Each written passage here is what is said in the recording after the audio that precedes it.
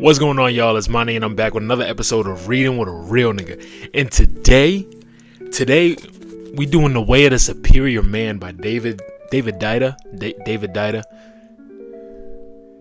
And today, he's gonna teach us how to be a superior man, because I know how many of us want to be like fresh and fit from that podcast. So we just, I was trying so hard not to start laughing, but yeah. Oh my gosh, bro. But I know some people may see the title of this book and they start thinking that, but it's not necessarily what you think it is. Basically the way he breaks it down is that he broke it down into there's the masculine and there's the feminine. So this book is for who identifies with the masculine. Hey guys, it's me. I'm editing right now. But I wanted to say that I didn't do a very good job of describing it, because I actually learned something new today, because I learned that you shouldn't see things, well, whatever, it doesn't matter what I learned. Either way, everything exists on a spectrum. So he was talking about the masculine and feminine spectrum. So there's a masculine on one end and the feminine on the other end, and you lie somewhere in between. So this book was necessarily for the people who lie on the masculine edge. So everything I say is about everything from the extreme masculine edge. Obviously, we're all gonna have some feminine traits, and even the most feminine are gonna have some masculine traits. But when you get to the heart of it, your core, the core of what you believe or how you behave is on either end of the spectrum or lies somewhere in between. I think I said that right. Yeah, whatever. Because even at one point he was like, yeah, even in homosexual relationships, there's a masculine and there's a feminine, and you need a polarization between those two energies in order for anything to work out. Because if you have a feminine and a feminine, it's not going to work. If you have a masculine and a masculine, it's not necessarily going to work. Though it could. He's just theorizing. But yeah, he's going to teach.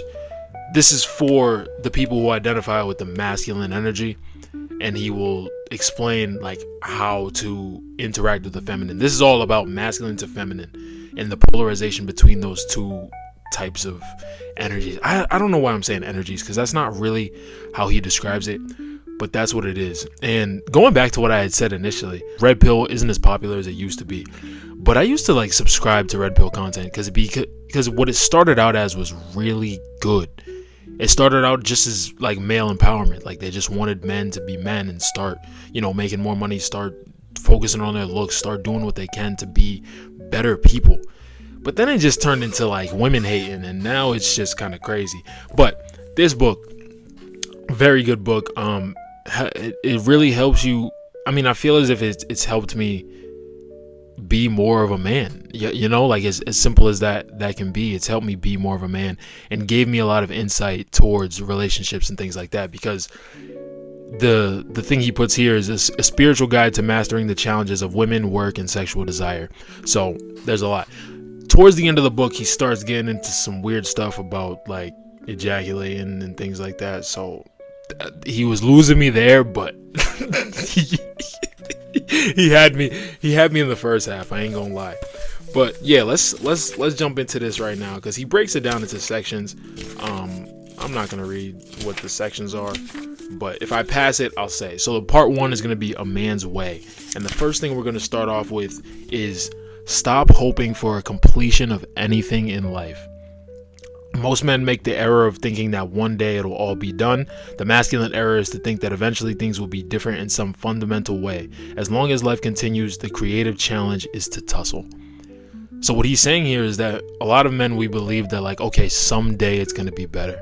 Someday if I make this money, if I do this, if I do that, everything is going to be better. I won't have to worry about anything, and I'll just be able to just live my life as I want. And that's never going to be true. That's something we have to understand as men, that's never going to be true. We're always going to be challenged. We're always going to have difficulty. And even with anything in life, or even like with the feminine, I guess you could say, there's going to be challenge in your life no matter what. There's always going to be something to overcome. But I think men, we always feel as if we have to deal with a lot more, in a sense. There's so much pressure on us to be great, to do something with our lives. and we're just hoping that one day we're over the mountaintop and nothing has to, and we're good. We're good. But that's not what's gonna happen. Understand that life's gonna be full of challenges. The weight that's gonna come off of your shoulders when you can fully accept that life is never gonna be easy, it's great. Just the thing is, you want to find joy in the chaos. Find peace in the fact that there'll never be peace. Always be able to understand that, okay, this is a challenge. This is something new. This is gonna spice up my life. Don't expect things to be easy all the time. They're not. They never will, and nothing is ever going to be over. We always have something else that we have to work towards. And he also says, assume she's going to be however she is forever. If you find her behavior or mood is merely distasteful or a hassle, realize that she will always seem this way. The feminine always seems chaotic and complicated from the perspective of the masculine. A lot of men were always like, oh, I wish my girl would understand. She's not going to understand. We're not going to understand them, and they're not going to understand us. Looking at it from the other side is always not going to make sense. You'll never be able to have a grasp on it, the grasp on it that you want to have. So understand that. Moving on. The fourth one he has here is know your real edge and don't fake it. And he says, it is honorable for a man to admit his fears, resistance, and edge of practice. Each man has a limit. It is dishonorable for him to lie to himself or others about his real place. So this is just being honest with yourself. And I was saying, I don't know why he did this before the other one, because he speaks about what the edge actually is in like 4 chapters later. But basically what the edge is, I'll just do this so I don't have to do it afterwards. But the edge is that level in which you feel uncomfortable, like that moment, the limit of what you do.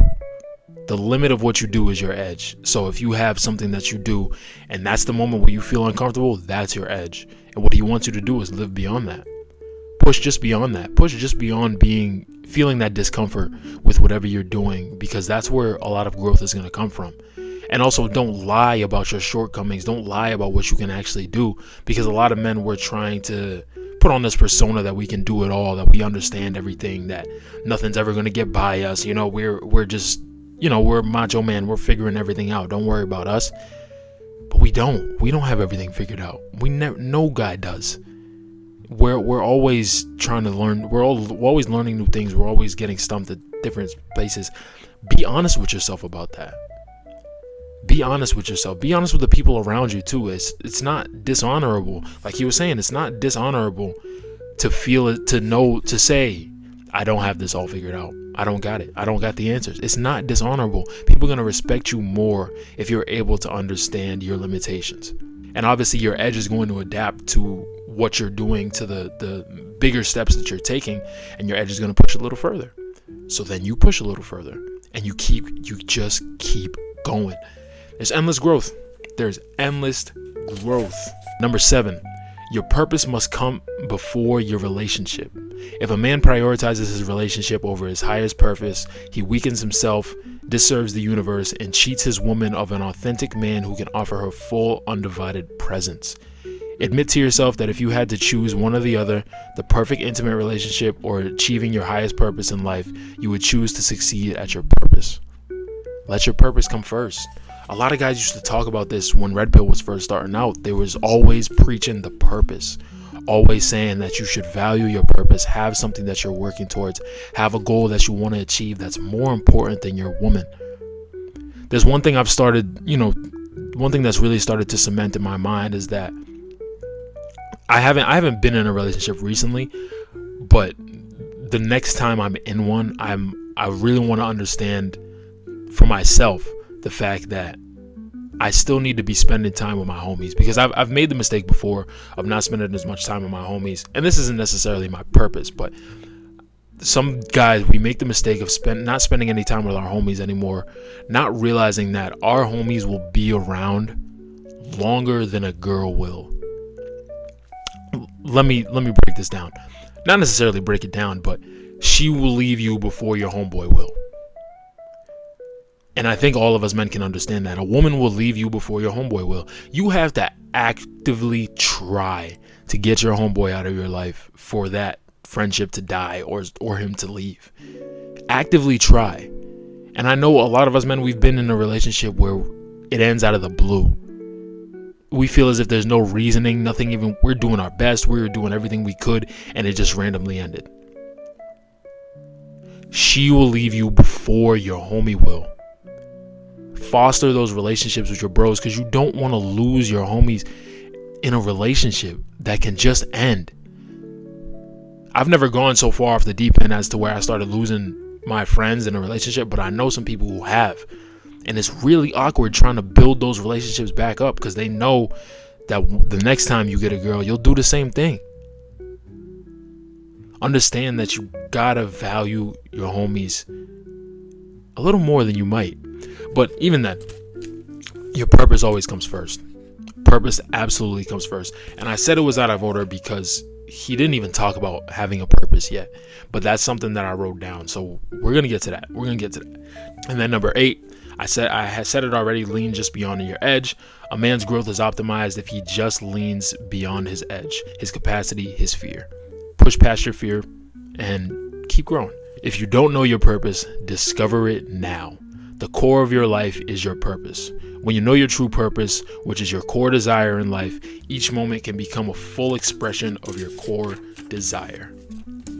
Figure out what it is you want to give to the world. Figure out what it is that you desire the most. Think about what brings your life the most fullness and the most happiness and joy, and chase that until the day that you are dead. Chase it for as long as you can, and make sure you bring everything that you want into fruition. Make that be the only thing that you're chasing day in and day out. Put it over your relationship, put it over everything. Your purpose is what matters the most. There's a lot of people who don't feel as if they have a direction in life. They feel so lost, especially people around my age. I'm 25. A lot of people, we're just getting out of college. Some people getting out of grad school. And they don't feel as if they have a direction. They did all this, they got all this stuff, but they don't feel as if they know where they're going. Find a purpose and achieve it. And it doesn't have to be something like, oh, I want to be an engineer. It doesn't have to be that. It can be, oh, I want to build things. It can be something as simple as that. I want to give back to the community. And then you'll find ways to do that. You'll find different ways you can give back to the community. You'll find different ways where you can build things and feel as if you're being, a benefit to society. Find a way. And if you have, and the best thing to do is monetize your purpose as well. Understand how you can monetize your purpose. Have a purpose and then figure out a way to monetize it and work at it for the rest of your life. Part 2, we're getting into dealing with women. 16. This is a good one. This was a really big eye opener for me, because 16 is women are not liars. Keeping your word is a masculine trait in men or women. In the feminine reality, words and facts take a second place to emotions and the shifting moods of a relationships. When she says, I hate you, or I'll never move to Texas, or I don't want to go to the movies, it is often more a reflection of a transient feeling wave than a well-considered stance with respect to events and experience. So understand that, I forget who said it, but it was probably one of the red pill guys, but a woman is going to be loyal to her emotions. As men, we like to put value on our words and what we say to other people. We don't like to go back. We don't like to lie on what we're saying. But when it comes to the feminine, she's going to say what she feels, not necessarily what she's hardwired and going to stand on, but she's saying what she feels in the moment. That's why women can change their minds so easily and things can become so different. You're like, whoa, like, you just said this a couple minutes ago. Now you're saying this. It's part of their nature. It's like an ocean. She's just moving with the waves. Which is why you have to understand that she's not a liar. My homie was talking to this one girl recently, and she was always saying like, oh, like I'm so obsessed with you, like like you're number one, yada yada yada. And I really wanted to say to him, but I never said it. I really wanted to say to him, she feels like that right now. That's how she feels right now. And honestly, I think I did say something similar to him like that. I was like, this is how she feels right now. And long story short, that They're not talking anymore. But it's never judge something off what she said in the past. Once she says something, that's how she feels in that moment, move forward. It may feel good. You may want to dwell on it and be like, oh my God, she's so, you can't dwell on it because it can change in an instant. I can't snap on my right hand, but it can change in an instant, and understand that it will. And you can't be upset when it does. Once you understand that it's the motion of the ocean. 18. Tolerating her leads to resenting her. A man gets resentful and frustrated with his woman when he is too afraid, weak, or unskilled to penetrate her moods and tests into love. Bro, it is unbelievable how many dudes you can see who are they're just so unhappy with their women. They're so unhappy. They're just like, bro. And it's a lot of these women, it's a lot of these guys who subscribe to the old adage of like happy wife, happy life, which I don't subscribe to anymore, because I used to be able, the thought of putting someone else's needs before yours just doesn't seem right to me anymore. It was right at first, it was all about, put that woman on a pedestal, she's your woman, yada, yada, yada. But then it's just like, bro, why am I putting someone else before myself? Why do I have to sacrifice my happiness for her happiness? That makes no sense. I'm not doing that. Like, she's gonna get with the program, or she's gonna go to the street. Like it's like what I hear the minority say it all the time. Well, actually, Zeb says it, because it's always, when it comes to relationships, she's not a victim, she's a volunteer. She's a volunteer to the program you got going on. If she wants to leave at any point in the program, go ahead. You are a volunteer. You are not a victim. You are a volunteer. You're volunteering to be here. If you want to go ahead. I ain't gonna stop you. Why would I stop you for? But back to what I was saying. Just tolerating disrespect, tolerating anything that you don't enjoy is going to lead you to resent her. You're not gonna. No one enjoys that. Because I see my guys, like, sometimes I have my homies and they're like, oh yeah, my girlfriend's not coming, thank God. Like, they look so much more relaxed that their girl is not gonna be there. It's like, brother, like, why does your mood go down when your girl comes around? Like, it shouldn't be like that. Let me see if I can get some other stuff in here. Yeah, like I was just saying, if you are like most men, you probably end up feeling burdened by your woman's mood. You feel your woman is a pain in the ass. Don't tolerate her mood and don't talk about it with her. Participate in it and bloom her into fullness. He gets more deep into what he was saying right here in a little bit, but yeah, let's move forward. We're getting on to 22. Don't force the feminine to make decisions. It's the whole thing about, oh, where do you want to eat? That's the easiest example to put for this. Where do you want to eat, brother? If you got a woman right now, if you have a woman right now, the next time you guys are going to get food, you say, here is where we are going, and leave it at that. She's gonna be like, oh no, I don't want to go. We're going here. You either gonna find something or you're not. I don't need to justify my stance, but I'm trying to justify my stance in a way where that it all comes back to being able to make decisions. Simply put, because like I said, the women's emotions are going to flow like the ocean. Their words aren't going to mean much. Yada, yada, yada. It's all going to change with them. We have to be able to be the ones who can take the responsibility of making a decision and sticking to the decision. And on top of that, if we make the wrong decision, let's say, let's go try out this restaurant and it's a bad restaurant. Be able to take the responsibility that you were wrong. That's fine. I was wrong, but the next time I'm gonna make a better choice.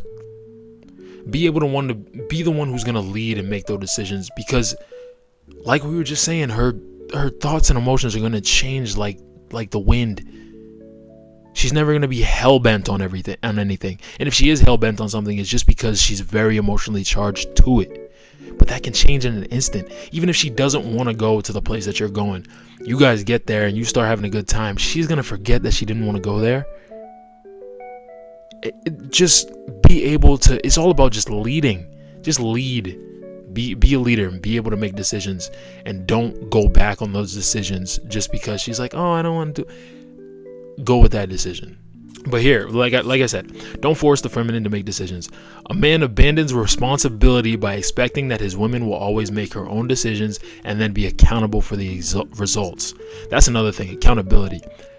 I mean, at least in my experience, I haven't met too many women who take accountability for what they do. In a sense, I don't want to say that to put the feminine down, but we typically, as men, as the masculine, we typically tend to take more initiative when it comes towards taking responsibility for the actions we make. So we have to be able to do that. We have to take all of that responsibility. If we know she won't take accountability for it, we have to take it over. So this is going to be going into part 4. I think I missed part 3 or something. I don't know. I don't think I had anything in part 3. But part 4 is what women really want. And here's probably the best one in the entirety of the book. Probably the best chapter in the entirety of the book. Choose a woman who chooses you. Choose a woman who chooses you. If a man wants a woman who doesn't want him, he cannot win. A man must determine whether a woman really wants him but is playing hard to get, or whether she really doesn't want him. And a lot of men can't understand that. A lot of men really can't understand that. It's so much easier to a lot of things that people were saying when Red Pill first started was focus on your purpose and a woman will come. You focus on your purpose, you do what you got to do, keep improving yourself, keep leveling up in your life, and women will come to you.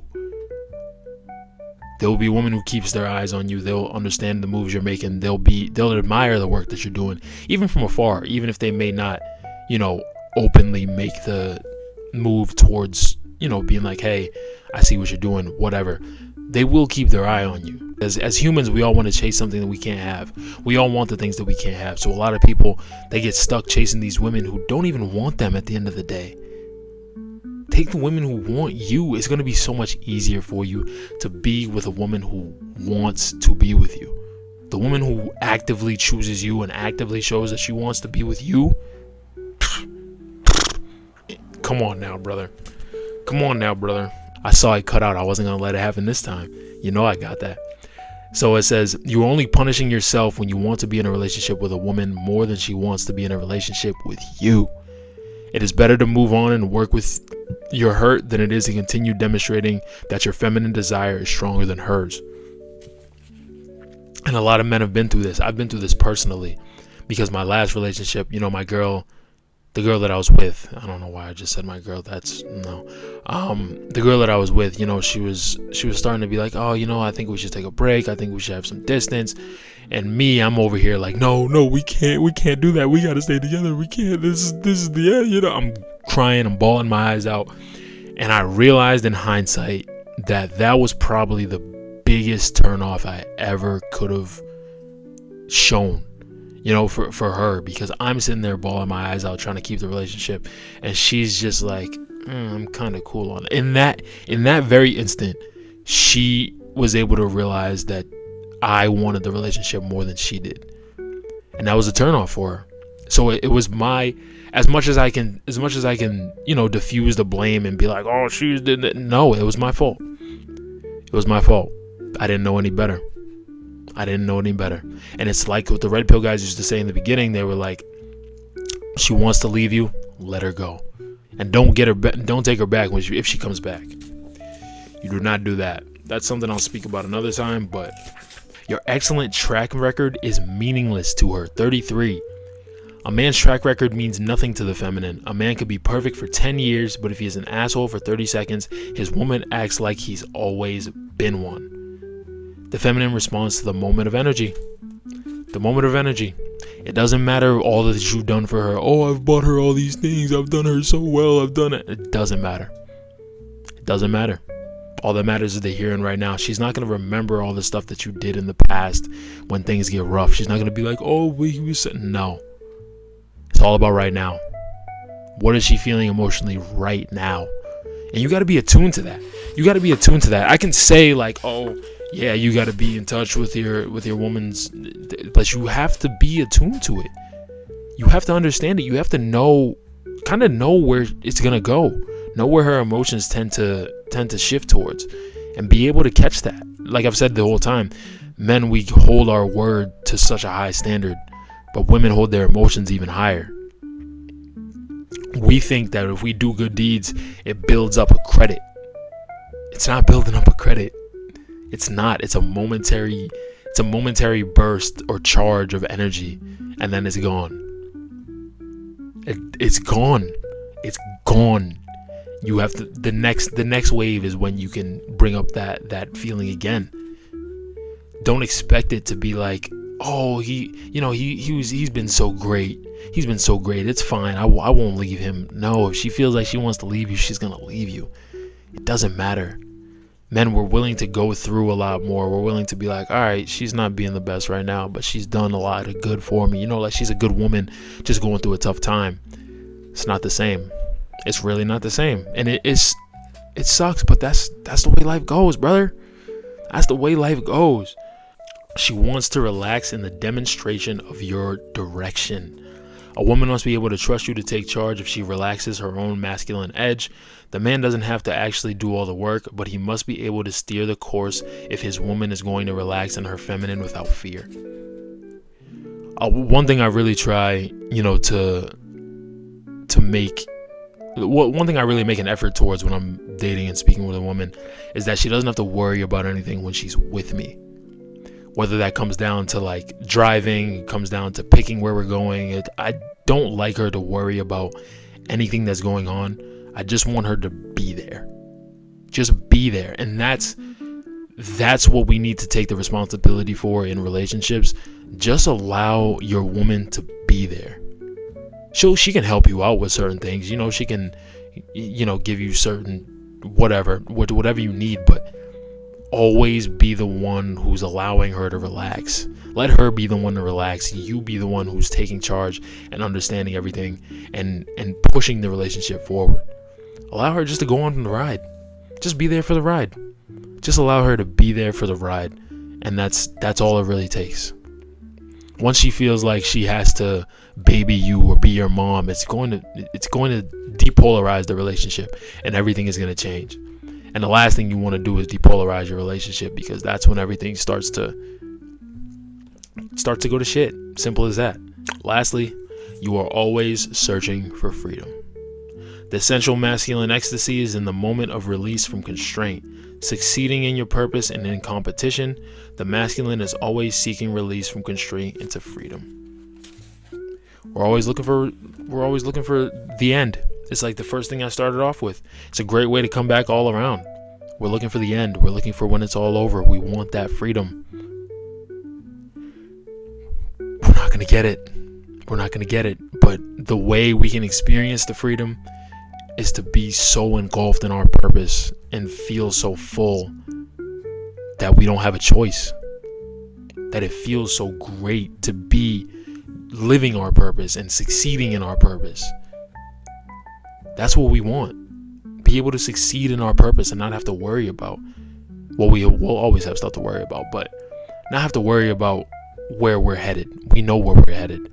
Having the freedom to understand what your purpose is and where you're taking it and your next steps, where you're taking your relationship, where you're going with this, where you're going with that.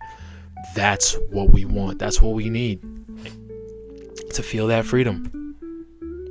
So yeah, brother, that was The Way of the Superior Man, David Deida. Like I said, after that part, there's more that he starts getting into, but he started losing me. He started losing me. I read it, but he started losing me. But yeah, hope y'all enjoyed, and I will talk to you all soon.